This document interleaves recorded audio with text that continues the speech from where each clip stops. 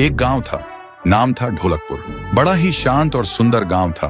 लोग हमेशा खुशी से झूमते थे क्योंकि उस गांव में रहता था महाराज रायस्टार, जो अपने गांव के लिए एक शेर था जो कभी अपने लोगों के साथ गलत होने नहीं देता था। लेकिन उस गांव में छुपा था एक डरावना राज, एक राज जो सबके दिल में था पर जुबान पे नहीं।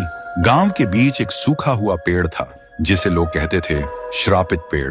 ना कोई उसके पास जाता, ना कोई उससे आंख मिलाता। हर पूर्णिमा के अगले दिन उस पेड़ के नीचे एक लाश मिलती थी। लोग कहते रात में कोई आता है और लाश छोड़ जाता है, लेकिन कभी किसी ने कुछ देखा नहीं और देखता भी कैसे। जो देखता वो अगले दिन पेड़ के नीचे होता था।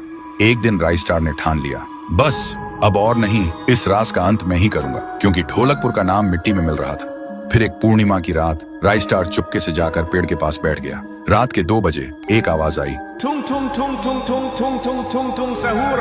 और फिर वो पेड़ भूत में बदल गया। वो भूत कुछ अजीब सा था, एक भयानक शैतानी हंसी वाला चेहरा, आंखें बड़ी बड़ी। वो पेड़ चल के एक घर के गेट को जोर जोर से खटखटाने लगता है। तभी एक आदमी डर के मारे आवाज सुन के बाहर निकलता है। वो भूत अपने लकड़ी जैसे हाथ से एक ऐसा थप्पड़ मारता कि उसकी सांस वहीं थम जाती है और उसी जगह उस लाश को ले जाता है और वापस फिर से पेड़ बन जाता था। देखते ही रायस्टार का दिल कांप जाता है, पर वो कुछ बोलता नहीं।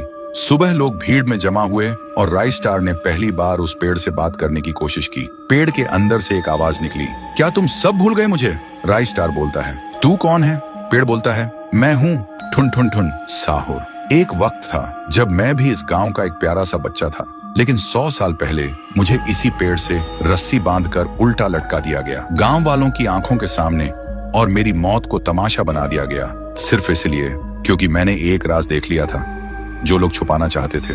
और उसी पल से मेरी रूह इस पेड़ से जुड़ गई। उस दिन से मैं इंसान नहीं, एक सज्जा बन गया, और हर पूर्णिमा में एक राजदार को चुनता हूँ और फिर उसे उसकी खामोशी का हिसाब देता हूँ। रायस्टार बोलता है, लेकिन अब तो वो लोग मर चुके हैं ना जो तेरा कसूरवार थे। अब तू मासूम लोगों को क्यों मार रहा है? पेड़ कुछ देर चुप रहता है, फिर बोलता है, ठीक है, बस एक बार मुझे याद करो, एक दिया जला दो, फिर मैं कभी किसी को नहीं मारूंगा। फिर रात में सब लोग आते हैं, एक एक दिया जलाते हैं, और तभी पेड़ अपने आप से आग पकड़ लेता है और आखिर में मुक्ति मिलती ठुन ठुन ठुन साहुर को।